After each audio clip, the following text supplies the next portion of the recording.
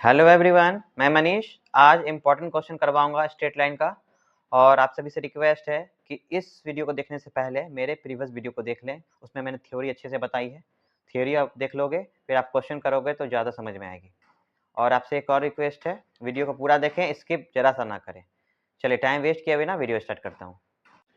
तो आज मैं स्ट्रेट लाइन के इम्पोर्टेंट क्वेश्चन से पहले एक क्वेश्चन बताऊंगा डायरेक्शन कोसाइंस का, जो कि प्रीवियस वीडियो में रह गई थी। वो कराने के बाद मैं फिर स्ट्रेट लाइन का क्वेश्चंस करवाऊंगा। चलिए देखते हैं। तो find the direction cosines of a line which makes equal angle with axes. यानी इस क्वेश्चन में कह रहा है कि आप डायरेक्शन कोसाइन निकाले लाइन का, वो लाइन एक्सेस के साथ इक्वल एंगल बना रही है। कहने का मतलब एक्स एक्सिस के साथ, वाई एक्सिस के साथ और जेड एक्सिस के साथ, तीनों के साथ सेम एंगल क्रिएट कर रही है। उसके लिए मैंने X axis, Y axis and Z axis ली है और एक लाइन ली है ओपी।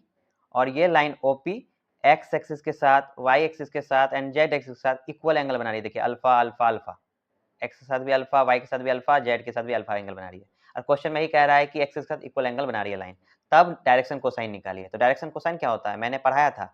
अगर कोई भी लाइन एक्सिस के साथ जो भी एंगल बनाती है, उस एंगल का कोसाइन उस लाइन का डायरेक्शन कोसाइन रिप्रेजेंट करता है। जैसे कि मैंने देखिए एक रफ फिगर में देखिए मैंने बताया एक्स एक्सिस है, वाई एक्सिस है, जेड एक्सिस है। मान लीजिए ये वाली लाइन जो है एक्स एक्सिस से अल्फा एंगल बना रही है, इसके साथ बीटा, इसके साथ गामा। तो मैंने पढ़ाया था cos alpha, cos beta, cos gamma direction cosine होता है इस लाइन का। और एक फॉर्मूला भी पढ़ाया था कि इसका स्क्वायर करके सम कीजिएगा, वो इक्वल 1 के बराबर होगा, 1 के बराबर होगा ऐसे। और इसी को हम एल एम एन भी कहते थे। तो L square plus M square plus N square equal to 1 होता था, याद कीजिए। क्वेश्चन में मैंने थ्योरी में मैंने बताया है, तो इसी कंसेप्ट का यूज यहाँ मैं करूँगा। तो यहाँ देखिए अल्फा अल्फा एंगल बना रही है, तो यहाँ लिखिए कि line OP makes angles alpha with axes, यानी X Y and Z axes, इन तीनों एक्सेस के साथ सेम एंगल बना रही है। तो इन दिस कंडीशन जो डायरेक्शन कोसाइन होगा एल, वो भी कॉस अल्फा ही होगा, एम कॉस अल्फा ही होगा, एन कॉस अल्फा ही होगा। क्योंकि देखिए अल्फा बीटा गामा होता था, अल्फा के जगह में भी अल्फा ही है, बीटा के जगह में भी अल्फा ही है, गामा के जगह भी अल्फा ही है, सेम एंगल, इसे अल्फा अल्फा अल्फा मैंने लिखा कॉस अल्फा। यही डायरेक्शन कोसाइंस है इस लाइन ओपी का। ठीक है, फॉर्मूला क्या होता है, L square M square N square equal to 1। Formula होता है L square plus M square plus N square equal to 1। तो इसकी का यूज करते हैं।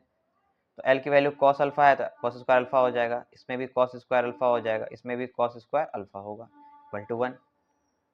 तो इसे ऐसे लिख सकते हैं cos square alpha, 3 times of cos square alpha is equal to 1। तो यहाँ देखें तो cos square alpha is equal to 1/3। तो कॉस अल्फा आप निकालोगे तो यहाँ देखिए क्या आएगा, प्लस माइनस 1/√3। अब ऐसा क्यों आया, क्योंकि स्क्वायर हटाओगे तो प्लस माइनस आता है। अब कॉस की वैल्यू पॉजिटिव भी हो सकती है, नेगेटिव भी हो सकती है। तो आप लिख सकते हो direction cosines of line OP is 1/√3, plus minus लगाना मत भूलना, प्लस माइनस 1/√3 प्लस माइनस 1/√3। ऐसा क्यों लिखा है, ये देखिए एक्स एक्सिस के साथ भी जो एंगल बनाना है उसके लिए, यानी cos alpha cos alpha cos alpha, L M N any direction cosine represent करता है। सिमिलर एंगल बना इसलिए इसका वैल्यू भी सेम आया। ठीक है, डिफरेंट एंगल बनती है तो डिफरेंट वैल्यू आती है एल एम एन की, बट सेम एंगल है तो इसलिए सेम वैल्यू आई। तो यही है मेरा फाइनल आंसर। आई होप यहाँ तक आपको अच्छे से समझ में आया होगा। अब चलें, अब हम स्ट्रेट लाइन के क्वेश्चंस देखते हैं, इंपॉर्टेंट क्वेश्चंस। तो मेरा पहला क्वेश्चन है, देखिए find the foot of the perpendicular from a point this on the line this and also find the length of the perpendicular and image।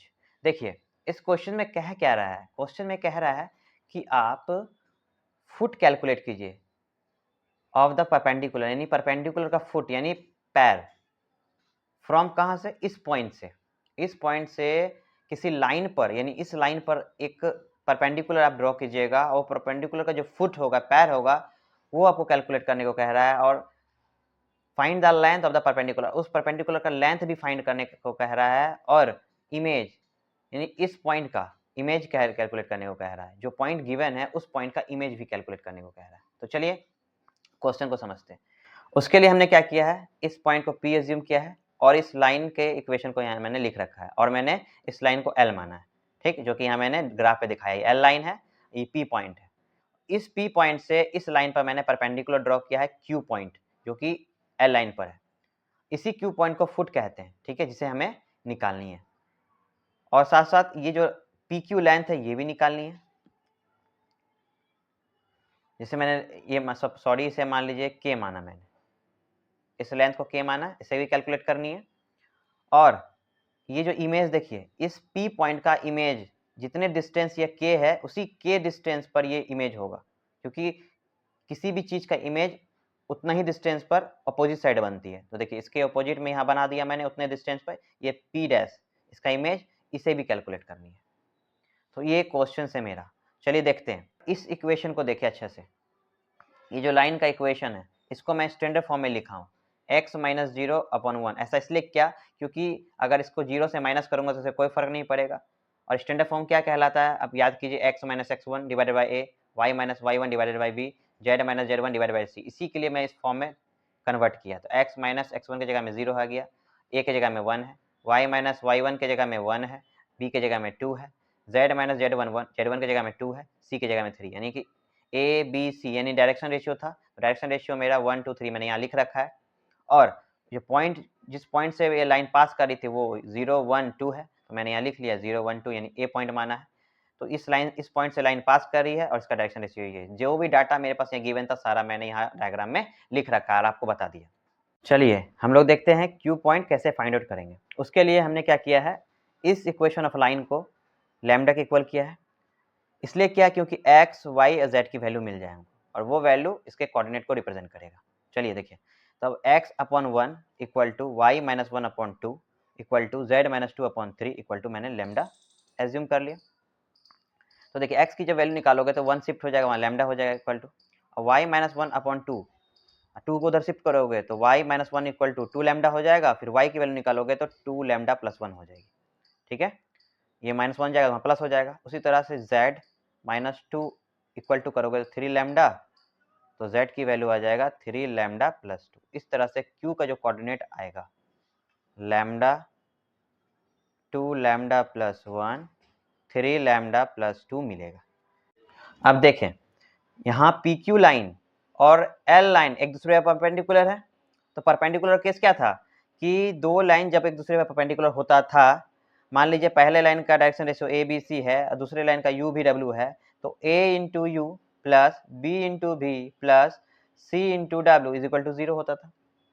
ये मैंने बताया था। तो यही कंसेप्ट मैं यहाँ यूज करूंगा। उसके लिए मेरे को इस लाइन का डायरेक्शन रेशियो निकालना है। चलिए निकालते हैं।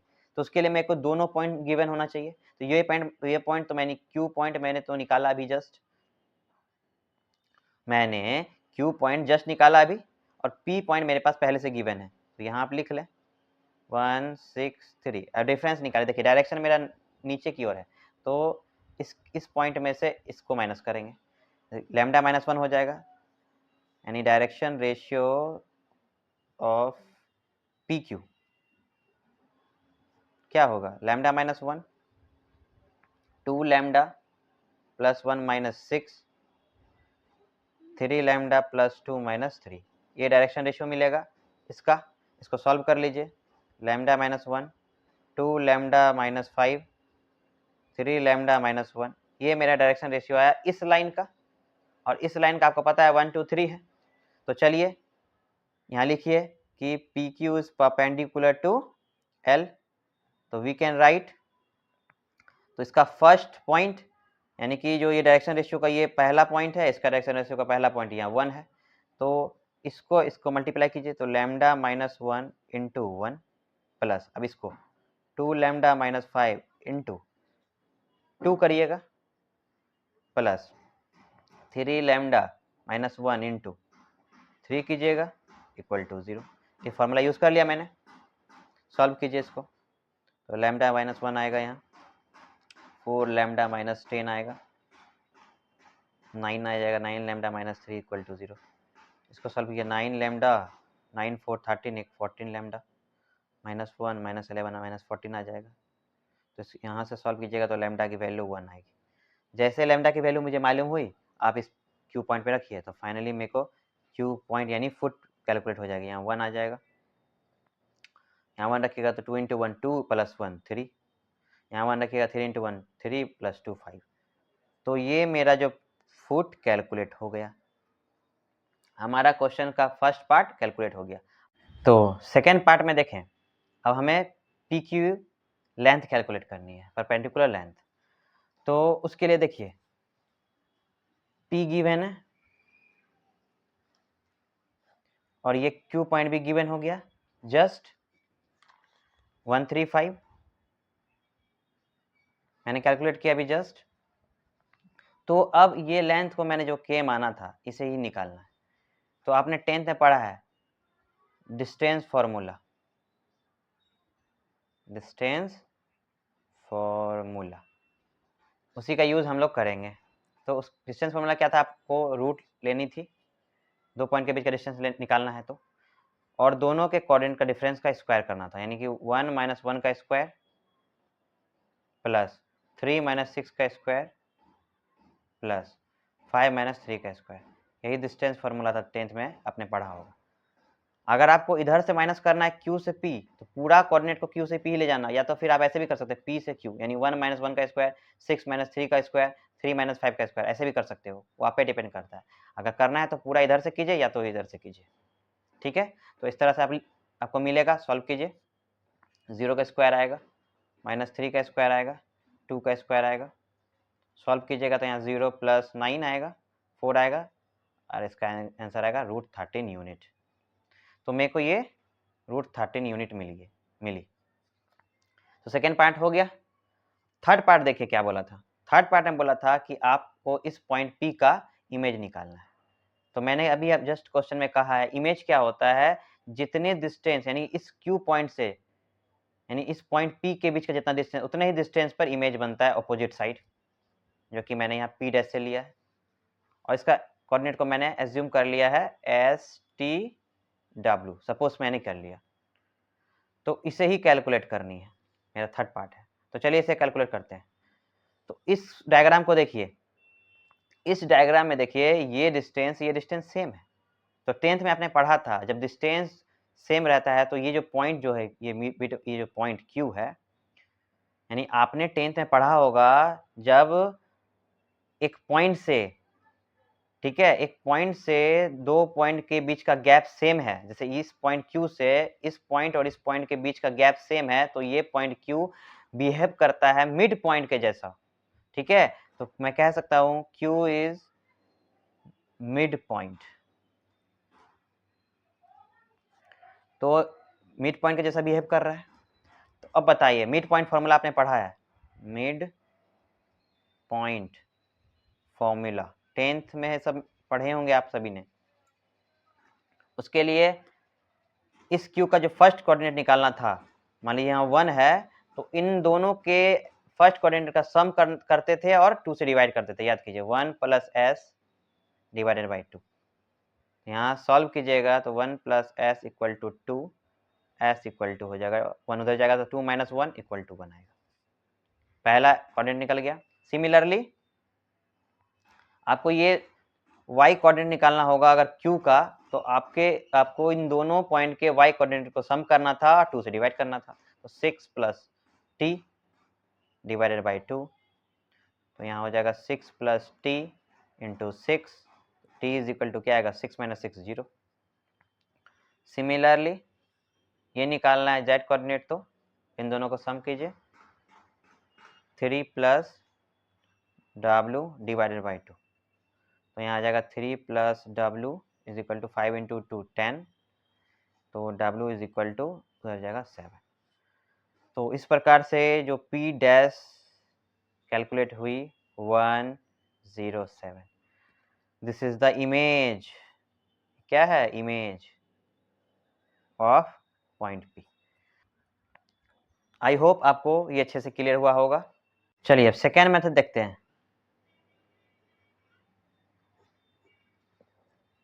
सेकेंड मेथड क्या है कि परपेंडिकुलर लेंथ कैलकुलेट करने के लिए। वो मैंने फॉर्मूला आपको लिखाया था, प्रीवियस वीडियो मैंने बताया है, आप जाके एक बार चेकआउट कर लें। सिर्फ मैं अभी इस फॉर्मूला का यूज़ करके लेंथ कैलकुलेट करूँगा। तो उसके लिए देखिए आपको क्या-क्या चीज़ गिवन होनी चाहिए। उसके लिए आपको डायरेक्शन, कोसाइन्स होनी चाहिए इस लाइन का, और ये पॉइंट और ये पॉइंट होनी चाहिए। जो दोनों पॉइंट तो यहाँ पे मैंने मेंशन कर ही रखा है, सिर्फ डायरेक्शन कोसाइन्स निकालनी है। डायरेक्शन रेशियो आपको दी हुई है, देखिए यहाँ डायरेक्शन रेशियो आपको दी हुई है 1 2 3, वही मैंने यहाँ लिख लिया। तो चलिए देखते हैं। तो डायरेक्शन कोसाइन कैसे निकालते हैं, तो उसके लिए आपको रूट निकालनी होगी, 1 square plus 2 square plus 3 square. इसको सॉल्व कीजिए, 9 4 13 1 14 आ जाएगा। तो इच को 1 को इससे डिवाइड कीजिए, 2 को इससे डिवाइड कीजिए, 3 को इससे डिवाइड कीजिए, तो आपको एल एम एन मिलेगी। क्या मिलेगी? 1/√14, 2/√14, 3/√14। ये आपको डायरेक्शन कोसाइन मिलेगी।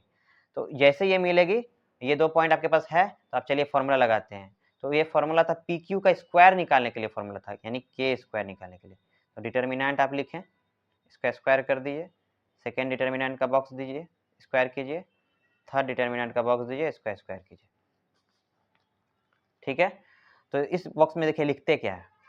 तो उसके लिए क्या फॉर्मूला था, ये अगर ये दो पॉइंट दी हुई होती थी तो इसको x2 बोलते थे, इसको x1 बोलते थे, y2 y1 z2 z1। तो x2 माइनस x1 लिखते थे, तो 1 माइनस 0 1 आ जाएगा।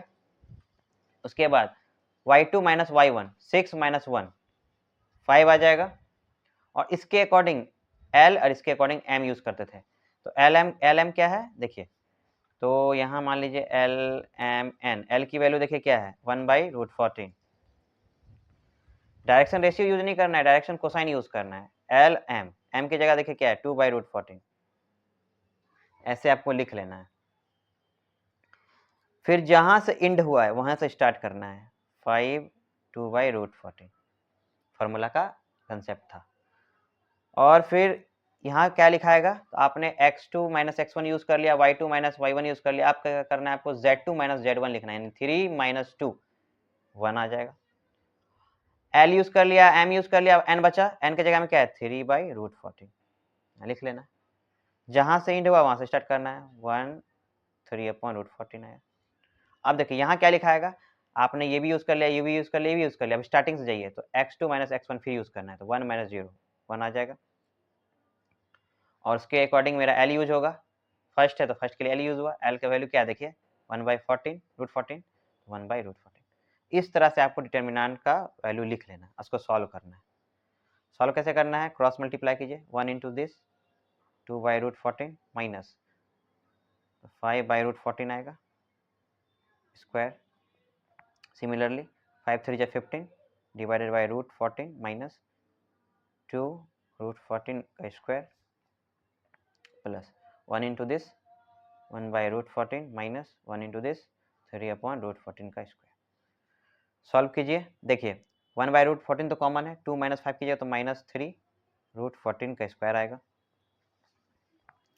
फिर यहाँ कीजिएगा, देखिए यहाँ √14 तो कॉमन है, 15 में 2 माइनस कीजिएगा 13 आएगा, √14 का स्क्वायर आएगा। इसको सॉल्व कीजिएगा तो ये आ जाएगा -2 डिवाइडेड बाई 14 का स्क्वायर। इसको सॉल्व कीजिए, 3 का स्क्वायर 9, 14 आ जाएगा। 13 का स्क्वायर कीजिएगा 169 आता है, 14 आएगा। इसका स्क्वायर कीजिएगा 4 रूट, इसका 14 आ जाएगा। अब इसको एलसीएम लीजिएगा तो 14 आ जाएगा। इसको ऐड कीजिए तो क्या आएगा 9 + 169 + 4, 9 4 क्या होगा 13, 13 और 9 कितना हो जाएगा 22 का 2 हाथ मेरा 2, 6 2 8 1 182 डिवाइड बाई 14, 7 2 जा 14, 7 2 जा 14, 4 आएगा, 7 6 जा 42, 2 को 31 में काट दीजिए, यानी इसका वैल्यू 13 आई। तो के स्क्वायर की वैल्यू 13 आई, तो के की जो वैल्यू निकालूंगा तो 13 आएगी। यही परपेंडिकुलर रिलेशन मैंने यहाँ पाई प्रोसेस किया था, यहाँ मैंने फॉर्मूला यूज करके किया, दोनों का value same I. I hope यहाँ तक आपको अच्छे समझ में आया होगा। अगर इस थ्योरी को, इस फॉर्मूला को आपको समझना है तो आप मेरे प्रीवियस वीडियो को जाकर देखें, उस लेक्चर में मैंने अच्छे से बताया है और यहाँ पे भी मैंने समझाने का पूरा कोशिश किया है और आपको अच्छे से समझ में आ जाए। चलिए नेक्स्ट क्वेश्चन देखते हैं। Find the values of P so that the lines this and this are perpendicular to each other। नहीं, इस क्वेश्चन में कह रहा है कि ये और ये लाइन जो दी हुई है एक दूसरे के परपेंडिकुलर है और आपको p की वैल्यू निकालनी है। तो चलिए उसके लिए देखते हैं। तो लेट कर लेते हैं, फर्स्ट लाइन L1 है जिसका इक्वेशन ये है 11 minus X upon P equal to 3y minus 3 upon 2 equal to 7 minus Z upon 5। ये पहली वैल्यू दी है लाइन का। सेकेंड लाइन को L2 मान लिया मैंने, जिसकी equation x minus 22 upon 3p equal to 2y minus 7 upon 27p equal to z minus 100 divided by 6 upon 5। ये दो लाइन्स दी हुई है और देखिए कुछ इस तरह से कह रहा है कि ये मान लीजिए ये L1 लाइन है, ये L2 लाइन है, एक दूसरे के परपेंडिकुलर है। ठीक, एक दूसरे के परपेंडिकुलर है तब जाके मेरे को यहाँ p की वैल्यू फाइंड आउट करनी है। तो वही यहाँ लिख लेता हूँ, L is perpendicular to L2 then p is equal to what, ये मेरे को करनी है। तो देखिए उसके लिए मैं एक कंसेप्ट आपको देता हूँ। अगर दो लाइन परपेंडिकुलर एक दूसरे के है, अगर इस लाइन का direction ratio A B C है और इसका direction ratio U V W है, तो परपेंडिकुलर केस में क्या होता है, A into U plus B into V plus C into W is equal to 0। ये कंसेप्ट का यहाँ यूज करना है। उसके लिए क्या चाहिए होगा, इसका डायरेक्शन रेशियो और इसका डायरेक्शन रेशियो। मान लीजिए इसका डायरेक्शन रेशियो क्या है, ए बी सी, इसका यू भी डब्ल्यू है मान लीजिए। तो यही कैलकुलेट करना है। तो देखिए फॉर L1 के लिए कैलकुलेट करना है, तो देखिए क्या कीजिए, इसका इक्वेशन को लिखिए 11 minus X upon P 3y minus 3 upon 2 17 minus Z upon 5। ऐसे आपको लिख लेना है। और आपको देखिए डायरेक्शन रेशियो कैलकुलेट करने के लिए आपको पहले स्टैंडर्ड फॉर्म में इक्वेशन को लिखना है, जो कि इक्वेशन का फॉर्म था x minus x1 upon a था, y minus y1 upon b था, z minus z1 upon c था। इस फॉर्म में लाना हो तो उसके लिए देखिए चलिए करते हैं। तो देखिए x वाला टर्म पहले होना चाहिए, अगर माइनस आप कॉमन ले लेते हो तो x माइनस 11 लिख पाओगे, p हो जाएगा। इसमें आप 3 कॉमन ले लोगे तो y माइनस 1 ऐसे हो जाएगा 2। यहाँ आप माइनस कॉमन ले लोगे तो z माइनस 17 ऐसे लिख पाओगे। अब माइनस को नीचे शिफ्ट करो तो यहाँ माइनस p हो जाएगा, 3 को नीचे शिफ्ट करो 2/3 हो जाएगा, माइनस को नीचे शिफ्ट करो कुछ इस तरह से हो जाएगा। तो ये देखिए फॉर्म में आ गया x minus x1 upon a, y minus y1 upon b, z minus z1 upon c form में आ गया। तो नीचे वाला टर्म जो होता है वो डायरेक्शन रेशियो रिप्रेजेंट करता है। तो आप लिख सकते हो डायरेक्शन रेशियोज ऑफ L1। क्या था L1 के लिए, ए बी सी, ए के सामने क्या होगा minus p equal to B के सामने क्या होगा 2/3, सी के सामने -5। ठीक है, ए की वैल्यू ये आई, बी की वैल्यू ये आई, सी की वैल्यू ये आई, ये मतलब है। सिमिलरली आप L2 लाइन के ले लीजिए, x minus 22 upon 3p equal to 2y minus 7 upon 27p equal to z minus 100 divided by 6 upon 5। ये दिया हुआ है, आप इसको स्टैंडर्ड फॉर्म में लिखिए। तो ये देखिए पहले से लिखा हुआ ही है, जो लिखा हुआ उसको कुछ नहीं कीजिए।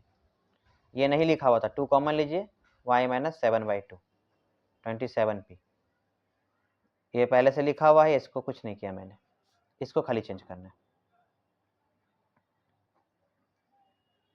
शिफ्ट कीजिए नीचे, 27/2p आ जाएगा, z माइनस 100 6/5। इस तरह से मैंने कर लिया। अब देखिए डायरेक्शन रेशियोज ऑफ L2 क्या होगा, u भी w माना था, u भी w, तो u के लिए 3p, v के लिए क्या आ जाएगा 27/2p और w के लिए क्या आ जाएगा 6/5। इस तरह से मिला। इस वैल्यू को यहाँ पुट कर दीजिए। तो चलिए करते हैं। तो क्या हो जाए, देखिए a की वैल्यू क्या है -p, तो उसके लिए पहले आपको ये कंडीशन लिख लेना है L1 is perpendicular to L2, ये दिखा देना है, देन आप अप्लाई कर सकते हो। यानी कि a minus p into 3p, यानी इसका u की वैल्यू था लिख लिया, प्लस b की वैल्यू 2/3 इंटू v की वैल्यू 27/2p प्लस c की वैल्यू -5 मल्टीप्लाइड बाई w की वैल्यू क्या है 6/5 इज इक्वल टू 0। सॉल्व कीजिए। यहाँ आ जाएगा -3p² प्लस 3 9 जा 27, 2 2 कैंसिल, 9p आ गया, 5 5 कैंसिल, -6 = 0। देखिए माइनस कॉमन लीजिएगा, 3 कॉमन लीजिएगा तो आ जाएगा p² - 3p + 2 = 0। तो यहाँ से आपको लिखना होगा p² - 2p - p + 2 = इसको ब्रेक किया मैंने फैक्टर करने के लिए। p कॉमन लीजिएगा तो p - 2 आ जाएगा, माइनस कॉमन लीजिएगा 1 तो यहाँ आ जाएगा p - 2 = 0। यहाँ हो जाएगा p - 2 कॉमन लीजिएगा तो p - 1 = 0। आइदर p - 2 = 0, देन क्या लिख सकते हैं p = 2, और p - 1 = 0 लिखोगे तो क्या आएगा p = 1। इस प्रकार आपको p की वैल्यू 1 2 मिल गया। This is the answer. I hope यहाँ तक आपको अच्छे से समझ में आया होगा। सभी से एक रिक्वेस्ट है, अगर मेरा वीडियो लेक्चर और मेरा पढ़ाने का तरीका आपको पसंद आता है तो प्लीज़ मेरे वीडियो को लाइक करें, शेयर करें एंड सब्सक्राइब करें। Thanks everyone for watching.